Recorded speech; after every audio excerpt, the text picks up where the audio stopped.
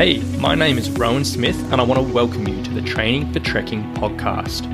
Now, this is the world's very first podcast which is entirely dedicated to helping you train, prepare and conquer your upcoming hike, trek or mountain adventure. So once a week, I'm going to be giving you quality and practical information on the subjects of physical preparation for trekking, dealing with altitude and nutrition on the trail, so you can know everything you need to be doing to have the best chance of a safe, enjoyable and successful adventure.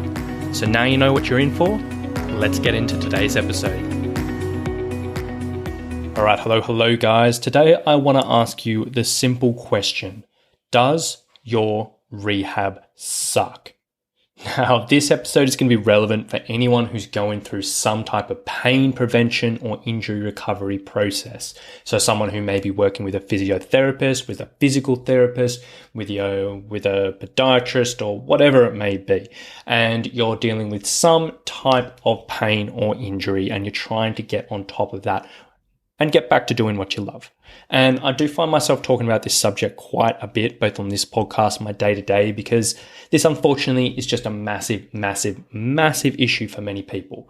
They have pain, they have an injury, they go see a health professional, and unfortunately, they only get the barest, most basic form of help. And unfortunately, it doesn't really work. And it may help them a little bit, it may help them minimize pain, but they're constantly going back to these therapists. They're constantly struggling with pain on the trail and they constantly feel like they're just spinning their wheels and they end up doing it for months and years. And even some people I talk to have been doing this for 10 years or more of just on this constant cycle of hiking, pain, going to a physical therapist or a physiotherapist, doing nothing, going back and hiking, getting in pain and just being on this circle and circle. So today I want to give you a really simple checklist of things to ask yourself if you're going through rehab or if you're going through some pain prevention process and you are sort of nodding away and saying, yeah, actually these things you're mentioning are actually going on and they're things that it's just, it sounds very, very familiar to me. It may be a case where you need to find a different professional, go to a different physical therapist, go to different physio, whatever it may be, get a second opinion, because if you're nodding your head along with all of these things, you're probably not really going to get where you need to go. So with that being said, let's get into it. These are the things you want to ask yourself if you want to know if your rehab sucks or not. Number one, you've been to a physical therapist or a physiotherapist and you've only been given 3 or 4 or 5 just random exercises to do. So usually this typically goes with people with knee pain. They get given clams, they get given squats, they get given lunges, maybe a wall sit, maybe a glute bridge, and that's it. And you're literally given 3, 4, 5 exercises and said, concentrate on these, do these every day, and it will fix you. Unfortunately, it's not as simple as that. If you're just getting a few random exercises that are just targeting 1 or 2 muscles, it's probably not going to fix the issue. Yes, it's probably better than what you were doing before if you're doing absolutely nothing, but that is not a program.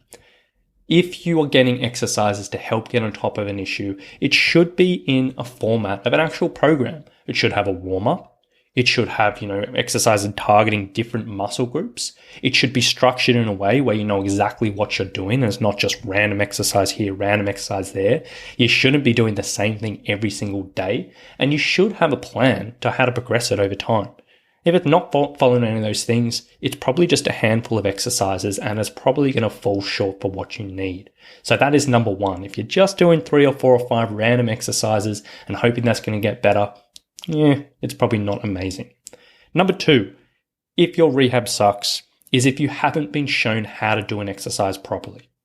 Now, if you've gone to a physical therapist and they've given you a few exercises to do, but they haven't actually shown you how to do it, or you leave the clinic not feeling confident and you're like, I have no idea what that was, or if it was written down on a piece of paper and it's just got a couple of pictures, probably you could be doing better. Now, the way the world's gone these days is there's so much more technology available when it comes to, remote training or whatever it may be. And if your physical therapist is not taking the smallest effort to at least give you videos of an exercise, it's falling short. And the same thing, if you've gone into a clinic, you've been given a few exercises, but they haven't actually shown you how to do it properly, and they've just demonstrated and haven't made you walk out of the clinic feeling comfortable, again, it's falling short and you can probably do better. The next one is if you're doing a longer term rehab program. So it's not just something that's 3 or 4 weeks, but it's something you've been doing for, a couple of months, and you maybe seen your therapist or whatever for a few times, and you never ever touch a weight, or you never ever add load to your exercises. You probably could be doing better. Yes, doing bodyweight exercises and yes, doing banded exercises can be valuable at certain stages, but your body thrives on new stimulus. And if you're going through a rehab process and you haven't been loading it up with some type of weight, whether it's with a dumbbell, a barbell, a pack, a machine, or something like that, and you haven't been given the chance to actually load those muscles up and load those joints up with new stimulus, you're falling short. So if you've been doing these banded exercises and these bodyweight exercises for months on end, you need to see someone else. The next one is if you're following a pre-made program. So if you've gone into a clinic and you said, I've got this issue, they've diagnosed it, they looked at it, and then they've just handed you something that's already made up, that is not personalized to you and your situation, nah, that's not right. You need to go see someone else. Any type of pre-made program, when it comes to rehab, it's not going to do you what you need. If you're going to see a clinician of some type, you need something personalized. So please go and see someone else. The next one is if every time you go into the clinic, all you're doing is completing manual therapy, probably your rehab sucks. What I mean by this is if you're going in to see, a chiro or physio or whatever, and every time you're going in, you're just getting manual adjustment. You're just getting your back cracked. You're just getting cupping. You're just getting dry needling. You're just getting, ultrasound or whatever it may be. Your rehab is not going anywhere. Sure, this stuff can definitely lead to making you feel good, and it's called an acute improvement, meaning over the next couple of days, you'll be like, yeah, I feel good. The pain's relieved, things are a lot less tighter, I'm feeling comfortable. But the issue with this type of thing, if it's done in isolation, after a few days or after a week at most, you'll go backwards and you go back to how you were feeling before. And if it's not built out with other education and other exercises to help build up capacity and strength and resilience in those tissues, and that's all you're doing, they're doing you a massive, massive disservice. And they're literally just putting you on this treadmill to nowhere where you constantly have to go back and give them more money. Manual therapy can be effective if it is paired with an actual program and an actual education around what you need to be doing. If all you're doing is that and hoping that's going to fix you, you need to go see someone else. I'm sorry. The next one is one that I touched on a little while ago, is you need to have a long-term progression. The amount of people I talk to who've seen a physical therapist or seen a physio, they begin a handful of exercises and they say, all right, do this for 3 months, come back to me. Or maybe they've just been given these and said, do these until you're out of pain.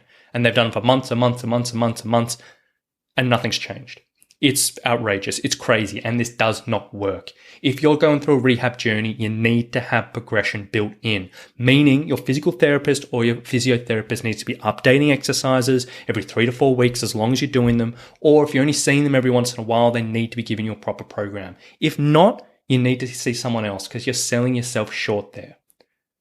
The next one is, are you getting educated around what's going on with your pain and what's causing your pain? Are you just going into the office and you're just saying, people are just saying, look, here is what you need to do. Here, I'm going to give you a bit of massage. Here's a couple of exercises and away you go. It may help you, but it probably won't. You need to be getting taught what's going on.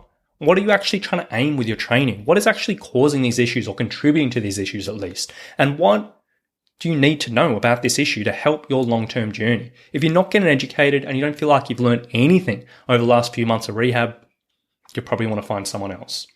And finally, if you go through all your rehab and then you're cleared for exercise and your physio's like, yep, sweet, you're fine. You've done months of this, away you go. And the second you step out on the trail and you're in pain, your rehab sucked. I'm sorry to say. Yes, if you had a surgery or some type of major issue, your journey may be longer. But if you've just had something minor or if you've just gone for, some type of help with an ankle pain and you've done months of what you've been told, but you're still getting in pain and nothing has changed, you might have been missing out. Now, a lot of these things are going to sound very, very familiar to a lot of people listening to this particular podcast. I know it may be a bit frustrating hearing this, and I know it may be a bit confronting hearing this, but it has to be said. A lot of rehab programs out there, they do suck. It might be good intentioned. It might not be done with bad intentions or anything like that, but if you're nodding along to any of these things, you need to see someone else. Shop around for a different physio, a different physical therapist. See someone else who can give you the things you need, can build things out in a proper program, that give you the support, give you the education you need, because life is too short to live in pain. And unfortunately, there's a lot of dead ends in the road of rehab. And you want to be doing the right things. You want to be confident you're doing the right things so you can help with your discomfort, help with your pain, so you can be confident to get back out on the trail and you can get out there and enjoy every step of the way and not be struggling with these things. So if you have been nodding along with this, please, please, please take it as a sign you might want to look somewhere else. Ask for a recommendation for another physio, another physical therapist, another health professional nearby. Find someone else you trust and maybe try a different approach. So a bit of food for thought there. Really, really, I encourage you to think about this because you don't want to be stuck in this treadmill of rehab where you're going absolutely nowhere. So thank you so much for listening and we'll talk to you soon.